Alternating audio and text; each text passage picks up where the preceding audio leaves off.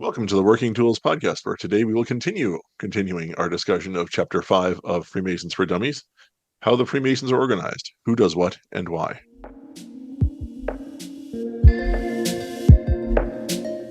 Ladies and gentlemen, brethren all, welcome to the Working Tools podcast, a casual conversation around Freemasonry. First, it's important to note that our thoughts and opinions are our own and do not reflect those of our Grand Lodge or respective craft or concordant bodies. Please connect with us and ask questions via our website at theworkingtoolspodcast.com.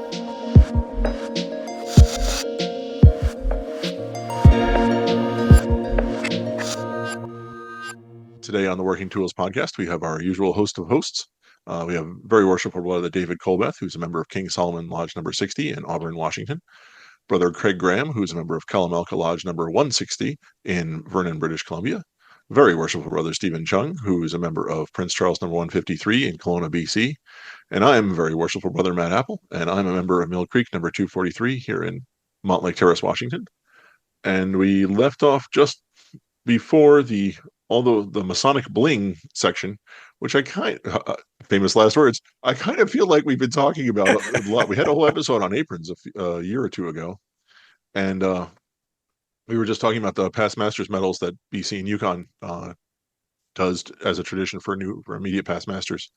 We usually have past master aprons here in Washington, but I don't know of any lodge that does jewels, but maybe there's probably one somewhere, just because there's 140 whatever of them. So we also have past master aprons.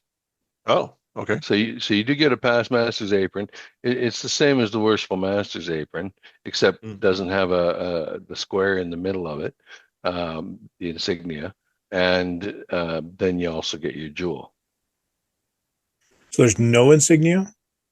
No, no square. Some lodges opt to have the insignias put on them. Some guys buy their own and get them sewn on, but it's not a standard across the province. The standard across the province is just the past master's apron with no insignia. Yeah, so it's you know what our regular aprons look like up here. It's the light blue with the 3 rosettes on it, which is like what I would wear. So when you become installed as a worshipful master, it's the same color of apron, but picture the rosettes are all replaced with 3. There's 3 little levels rather than the rosettes. Right, right. And then what Steve is mentioning too is some lodges additionally go and put the master's like a badge of the master's jewel in the middle of the apron as well. Other lodges just have a badge or something in there, but I know I've seen some American regalia because some American jurisdictions actually have very, very simple regalia. I think some of them are almost down to just a white apron. We had a pretty extensive, as Matt pointed out, we had a pretty extensive conversation at one point with Jared when he actually showed pictures of all the aprons and the jewels and stuff. I didn't remember that you didn't have the square and compasses on the apron, though. It was I was going to jokingly say, "Do you get another rosette?" Maybe. I guess I saw Colorado regalia once, and it was almost just a plain white apron, and then the past master just had a simple badge on the flap, so it was quite. And then, I know it's common, more common, I think, in American lodges than in Canada, but that each officer gets his own apron with the particular badge on the apron as well as the jewel. So it's just, again, it's practice that's developed over decades in each individual jurisdiction. Yeah, we say similar to in our ritual, we talk about the apron belonging to the man. It's his badge. We relate that also to the officers, and in the public installation, it's a public event, and so it's talked about widely. The badge, the officer receives his apron, which is his alone to wear in the lodge during that term. So even if there's this controversy, when you leave your station, do you have to take the jewel off and give it to somebody else? And do they have to immediately go into the station and all that kind of stuff? And I disagree with that. I think as long as you're in the lodge room and the lodge is open, the master directs you to move around, you move around. You don't need to change the jewel. Now, if you leave the room, that's different. Then you got to give your jewel to somebody. But anyway, if you were to replace somebody in that station, if you were to, let's say, hey, Joe, can you come from the sidelines and be the senior warden tonight? Then yes, the jewel would pass to Joe. and he would wear the jewel, but the apron would remain with the man that was installed as senior warden as his badge. So if like in step up nights, we would rotate, or on a degree, like we're going to have a degree next week, and I know one of the other guys is going to do the conferral. So he would wear my master's jewel, but I would retain the master's apron because I'm installed as the master. I don't know. And all of that, might I add, that's what we do too. But as far as I can tell, that is not written anywhere. That is all tradition passed down from lodge member to Right. lodge member, and there's Right. no. I agree. I believe it's all tradition. And there are some guys, when we want to talk about bling, who will go and order their own past master's apron. Some get them with frills down the side, get them all decked out, right? But those are usually the guys who have like, 3 past masters jewels from the same lodge, hanging from their chest pocket. Of course, with every other jewel they can get and every other ring they can wear, we see them all over, right? I don't want to be one to make bad pop cultural references here, but if any of you ever seen the movie Office Space, where there's a long conversation about wearing flair in a restaurant. And it's all about little flashy devices and things that make you look cool. And we've mentioned this before on this podcast, I know, but Freemasons love their pins and their things too. And I on the lapels of my tux have several, and it's kind of, yeah, sometimes it's excessive, but it is kind of part of the zeitgeist, I think. Yeah. Yeah. And I will agree. I think I've told this joke before, but there's another podcast which I don't think records anymore that was they used to do fake ads for Masonic stuff during their podcast, and one of them was for a lapel extender so that you could get more pins on your lapels. Well, when you go visit a lodge and they give you a lapel pin, right? Now they expect you to wear it all the time, right? One of my favorite brothers over the years that I met, he had actually a board with all the pins on it from every lodge that he had visited. When he goes back to those lodges to visit for any reason, he switches out this one pin that he puts in the buttonhole on his lapel, and he switches that board. He goes like that, right? And he pulls off. I got some pins for you, bro. I'm gonna send you, right? But he'll switch it out, and he says, I use the lapel. I use the buttonhole on my lapel so it doesn't put a bunch of holes in my lapel, and it's always the same one. So that if I'm coming to your lodge, I'm going to wear your pin that you gave me, right? Mm-hmm. Out of respect for the fact that you gave it to me, right? And I don't know. I thought that was rather cool, rather than having a whole bunch of them. I mean, Mm-hmm. I remember back in the DeMolay days, being a well decorated DeMolay, the Job's daughters made us these long ribbons that we could hang from our pocket, and you put all your pins on there, and when that got full, they'd just make you a longer one, right? Yeah. It's like putting on the shield. Yeah. The guy's got so many pins. I belong to Lions Club as well, and the same thing happens at Lions Club, and a lot of them have vests that are specific to their club, and a lot of the vests are just packed with pins from years and years of collection, and it's a little bit crazy. But I generally will wear one or two, the Grandmaster's pin, maybe my lodge pin, and then one or two other ones, but try to go light. If I'm gracious, thank you so much for the pin, and maybe wear it for a little while and then switch it out for something else. But it's tough to, because you how many? Because you literally would have to carry a board with you. Yeah. Well, I'm waiting till I have as many as Matt does before I make a board, right? But in our district we have 8 lodges, and then in District 10 they have 4 lodges, and really those are the only 2 districts I visit a lot. Mm. So I only have a dozen pins, right? When I get more. Speaking of districts, we had to go back a topic, with the aprons. We actually had a guy, well, still have a guy in our district who was a past deputy, who his past deputy aprons. So I think you guys have a similar thing. There's like the apron, and then there's like the triangle bib part, right? And then there's 2 like leathery strips that hang down on the sides of The it. tassels, yeah. Yeah, and there's like little fringe on them sometimes. And on his, the fringe is actually metallic and has little bells on the bottom of it. So we call it the warning system, that we know whenever he's around that he jingles when he walks. Yes, we like to jingle while we walk. We have those on all our aprons, right? And if your apron is from a particular era, they're actually just on a plate, and they're not individual strings with balls on the end, right? Mhm. And that was and they did those at that time to reduce the noise factor when their brethren would walk around, right? And it didn't obviously last long because they went back to the other style, right? Well, my first apron had those plates on it, Steve. And the first thing I did was went down to Young and Naughty in downtown Vancouver and bought the fringes. Fringes on, because I did not like those plates at all. So I put my apron up on the hoist and did some modifications to it, and yeah, I've got the fringes. There's two things I liked about past master's apron here. I do like it when lodges have a standard, if you will, a standard past master's apron. It really looks nice when the past masters are together. We often have a past masters night where lodges, all the past masters will get together. For example, ours is November of every year, and so in a couple of weeks we'll have our past masters night. We have a special meal and we honor them and line them all up and take a picture, of course. But in our lodge, the past master gets to pick his own apron, and so we have a little bit of a hodgepodge. When I was getting mine, I knew already that I was going to be deputy, and so I realized I'm not going to have this for very long.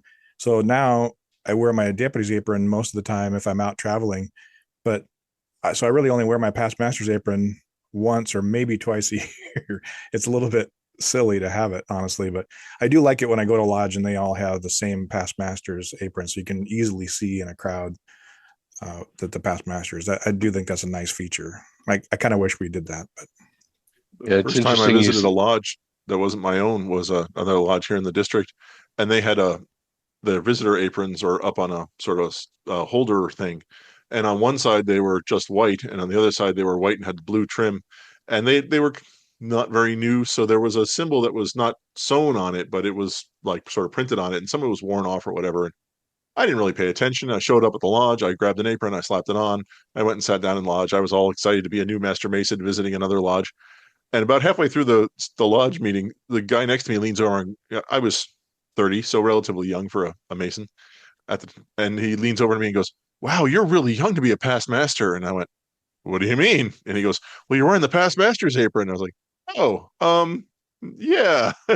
So apparently I was wearing the wrong apron. So yeah, see, at some lodges, and they have the same thing, blue and white, the blue border, and one is for non-member visitors and one is for members master masons, and I can never remember which one it is either, so because they don't have a little sign or anything that says that. But so oh, I didn't know you remember. Well, I'm not, but I'm wearing the wrong apron apparently.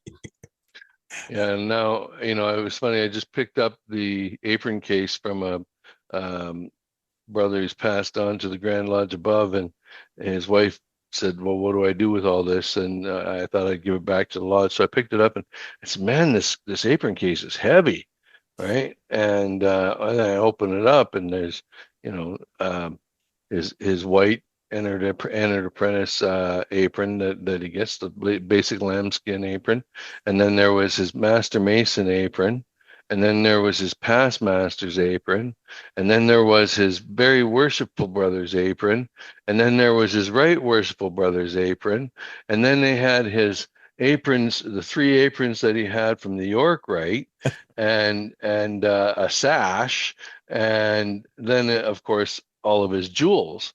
Right, he had the past master's jewel from two different lodges, and he had a 60-year service jewel and cancer card jewel, and I mean, this thing weighed a ton. It's like the guy in the street corner in New York. What do you need? What do you need? What do you need? Right, and so yeah, it's like, well, and it made me think, well, what am I going to do with all these aprons I've got? Because I too, when in our lodge's tradition, we give a lambskin white leather apron to a new master mason, and then we give the master mason's to the entered apprentice, and then when he becomes a master mason, we give him one with the blue fringe or blue trim around it, and then when you get a past master, then you get a past master's apron, and now I'm going to have a very worshipful brother's apron, so I'll never wear the other aprons again, right? So what am I going to do with all these? So I know what's supposed to happen with the first apron, right? But and that's an interesting. Do people actually remember to do these things? Do you have right? an interment process? We have a interment process here in Washington now for aprons that need to be dealt with. I hate to say disposed of, but interned. We have we have had a couple of them over the years. One was, we call it the new Tacoma Cemetery, but it's actually the old Tacoma Cemetery, but newer than the old one. And every Memorial Day, they would literally dig up the ground, and there's a vault in the ground that they would open, and there's a memorial service and a ceremony where aprons are interned there, mostly the white ones, but it could be other ones as well. But then they also recently, in the last 5 years or 10 years, built a new memorial in Grand Mound near where Washington Masonry was started, and it's another interment. I don't know how many it'll hold, several hundred or thousands. A lot. Yeah. It's an above ground. Have you been there, David? It's a big above ground thing. It's got it's like a columbarium sort of, where you would put ashes, except it's not exactly designed for that. I've been there a couple of times for the interment ceremony, and yeah, it's pretty cool. They do the ceremony well, and they actually all the aprons are run through Washington Masonic Charities' museum and library, so they will actually document whose apron it was and that person's history and that sort of stuff.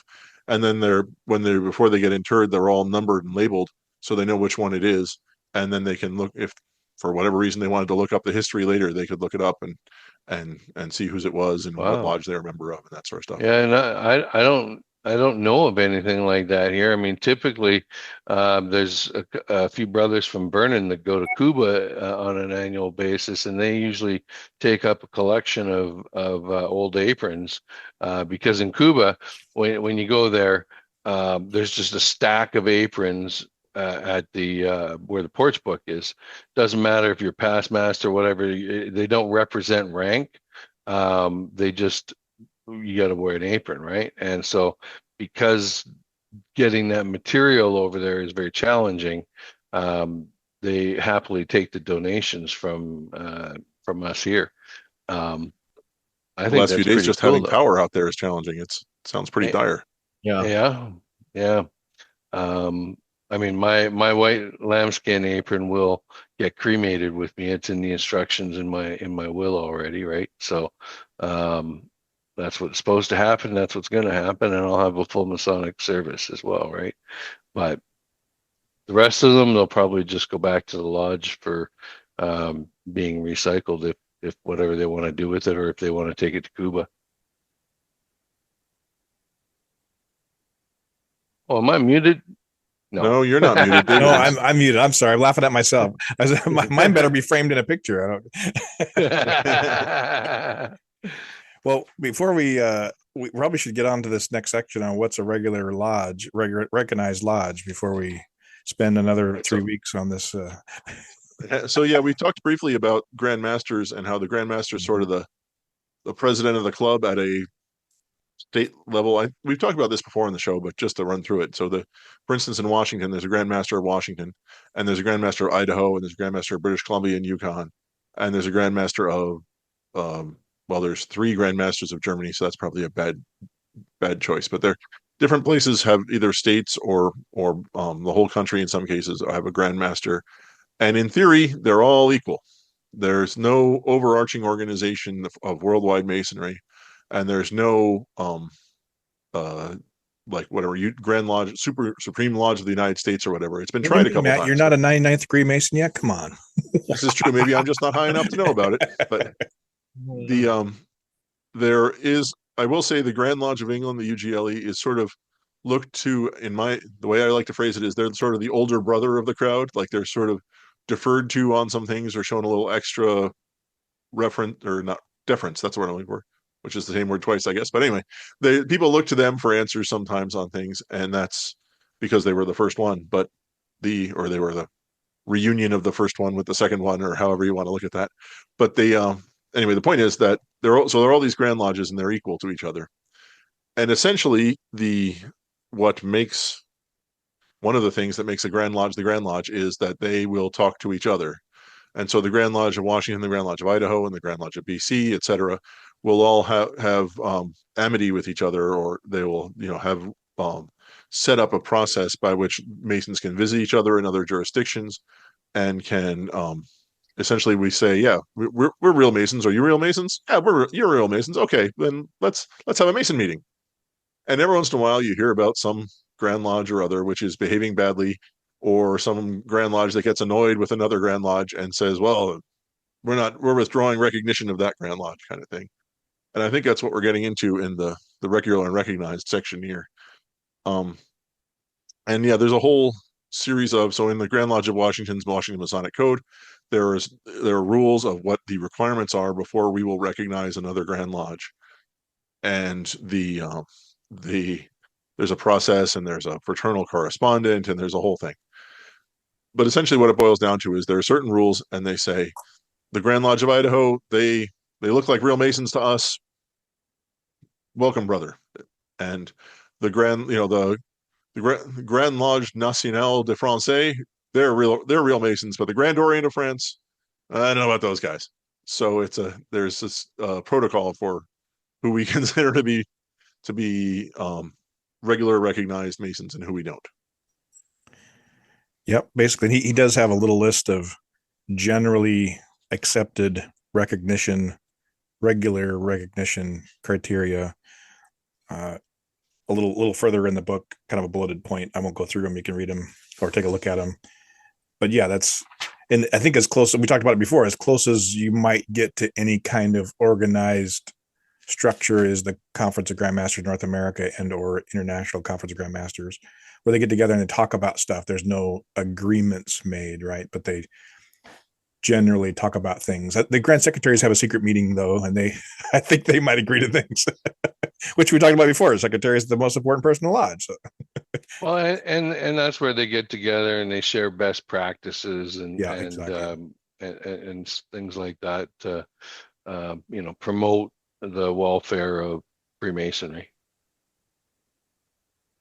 Exactly. And I know at the Conference of Grandmasters, at least in Conference of Grandmasters North America, there's also a committee on recognition. And so again, while there's no overarching body, the Conference of Grandmasters does have kind of an amity list, if you will, or a recognition process. And the Grand Lodges from other areas will submit for recognition under the Conference of Grandmasters in North America. And that committee looks at their background and weighs them against a certain list of criteria, which I don't think it matches up exactly. I've not looked at them, but I don't know if it's listed on the Conference of Grandmasters North America website or not. I probably should have done that beforehand, but there is kind of a list. Maybe that's something we could do, is have Most Worshipful Cameron Bailey, past Grandmaster Washington. He's on that committee, and he could certainly talk with us about that. Maybe that might be kind of fun to have him on one time. But that's regular recognition. And then there's, as Matt alluded to, the Grand Orient of, what is it? The Grand Lodge. Grand Orient of France, we do not recognize. The Grand Lodge Nationale Francais, we do recognize here in Washington. And so then there's a whole ideal of irregular or unrecognized, and a lot of those exist. I know, supposedly I was told there's at least 3 or 4 other Grand Lodges in Washington besides Prince Hall and Grand Lodge of Washington Freemasons, that there's another 3 or 4 in Washington that are irregular. I don't know if that's true or not. Yeah, I know of at least one that I've learned of since I started working at the Grand Lodge office, that they some guy said, this guy came and visited our lodge from whatever lodge in Seattle. And I said, I never heard of that one. And so we had to go look him up, and yeah, it's some other Grand Lodge that we don't recognize that has a lodge in Seattle. They own a building and everything. I never even heard of them. But the one of the rules that generally is accepted for recognition of other Grand Lodges, which, like David said, but just to put a fine point on it, the Conference of Grandmasters of North America makes a recommendation to its members that says, we think these guys are okay and you might too. And then each individual Grand Lodge gets to decide. but one of the general principles there is that there is only one Grand Lodge in a given geographic area. So we don't expect there to be two Grand Lodges of BC and Yukon, or of the state of Victoria in Australia. There are some places where there are exceptions. So I guess there's a handful of places in Brazil and Mexico where there's more than one Grand Lodge in a state. There's also Germany, I know, has 3 recognized Grand Lodges that all operate concurrently, but they all like each other and they all recognize each other too. It's not like we're picking, we're saying you guys fight it out. They're all friends. Well, So in Germany, though, they have an organization called the United Grand Lodges of Germany, which is an apex organization that basically exists to recognize and correspond on behalf of those other mm, Grand Lodges. Because in Germany, it's like there's the Grand Lodge of the Three Globes, there's the Grand Lodge of British Freemasons, the American Canadian Grand Lodge of Germany, and there actually might even be 1 or 2 others, but they all sort of fall under this umbrella of, and it's called an apex Grand Lodge, and it exists, that sort of thing exists in a couple of other places in the world. Brazil might be one of them. Mexico is, I don't know a lot about Mexican Freemasonry, but I know that at some level they operate like you do in North America. Each Mexican state has sort of an indigenous Grand Lodge to it, and then there's also a couple of national bodies that exist. And among the regular Grand Lodges, some recognize the national bodies and some recognize the state bodies. So it's layers of confusion that are sort of piled upon each other there. Yep. It's easy to get into the weeds pretty quickly, especially in my opinion, with Grand Lodges where the language is not the same as the language you speak. It can become very complicated very quickly as to what exactly the nuanced words are in some of these titles that are slightly different from one another. So where I was going to go with this was sort of the next page. There is the Prince Hall recognition segment. So in the United States, in most states, but not quite all, I think there's 4 holdouts currently. There is a second Grand Lodge of the Prince Hall Masons, which harkens back to the days when, well, in my opinion, is a blot on the history of Masonry, but it is, there was a time when a black man could not join a lodge of Masons in the United States that was run by white men. And so the Prince Hall system sort of grew up in parallel to the, for lack of a better word, regular Grand Lodge system. And so in most, it being 2024, most state Grand Lodges have recognized the Prince Hall Grand Lodge that also exists in their jurisdiction. And their buddies, we had a few months ago, the Grand Lodge of Washington and the Prince Hall Grand Lodge of Washington in jurisdiction had what we call a unity march, where all the Masons got together and we marched through the town of DuPont to a church, and there was a church service, and it was actually really cool. It's the first time I've been, and I really enjoyed it. But so we all, at least we here in Washington, recognize the Prince Hall Grand Lodge of Washington jurisdiction, and they're our brothers just like any other brother. There are some places where that is not the case, and I will stop talking now. Yeah, we kind of talked about that in a little bit of the beginning too, that recognition piece. And Washington was one of the first states to attempt to recognize in the 1800s, and was essentially shamed into not recognizing, which is a shame. And there's some interesting history there. Yeah. Yeah. So we were talking earlier about recognition. Essentially, withdrawing one Grand Lodge withdrawing recognition of another Grand Lodge is essentially the nuclear option of Grand Lodge existence. There's nothing that one Grand Lodge can do to another Grand Lodge except for say, well, you're not really Masons, and stop talking to them. That's about it. It's like, I guess, 2 members of a family or whatever. It's you cut them off, you stop talking to them, and it ends up at that. There's nothing really much else you can do. Yeah. But that's what happened in this case. The Grand Lodge of Washington recognized the Prince Hall Grand Lodge of Washington jurisdiction, and then basically every other white majority Grand Lodge in the United States, I think there are actually a couple of exceptions, said, "Oh no, you don't," and we said, "Oh, fine," and we knuckled under for another, I don't know what it was, 70 years or so. But, yeah, that is my diatribe on Prince Hall Masonry. Speaking of which, it's been a really long time that we've been talking about this. Does anyone have any wrap-up thoughts on Grand Lodges and recognition and all those sorts of good things? I did underline one comment. I'm curious what you do in BC. It said under the definitions of regular lodges, he indicated the lodges must require a belief in supreme being. Of course, members must take an oath or in view on or in view of an open Bible or other volume of sacred law. I would assume, do you require your candidates to take their obligation on the book of the law or in view of the book of the law? It's just open somewhere in the lodge, which is interesting to me. I wouldn't have thought to just randomly in the corner or up in the east or something. Yeah, in our jurisdiction, we require them to take it on the volume of sacred law or the whatever their volume sacred. Whatever the volume of sacred law for their faith is. Right. So like we have the Quran is also on our altar for the brother who uses the Quran, right? But they actually have to physically put their hands on it when they do their obligation. Yeah, I triple underlined that with a question mark, that in view of the sacred law. Just be somewhere in the lodge room opened, which would potentially relate to the idea that positioning of where the altar might be when taking your obligation or what furniture else might be in a lodge. And so that's a curious thought. I wonder, maybe we could do some other research on that, how that could work. But anyway, I'll be quiet now because we could talk for another half an hour about this and we don't have that time. All right.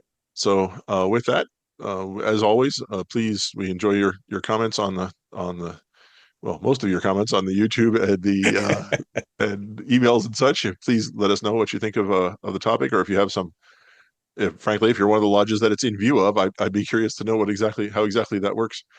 But thank you all for listening to the Working Tools podcast. And on behalf of David and Stephen and Craig and myself, we want to thank you for listening, and we'll talk to you soon.